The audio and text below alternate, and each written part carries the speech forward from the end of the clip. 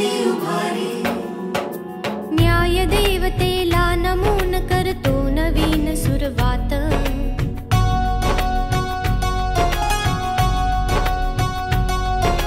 न्यायमूर्ती अंतज्ञ विधिज्ञांची सदा असो साथ.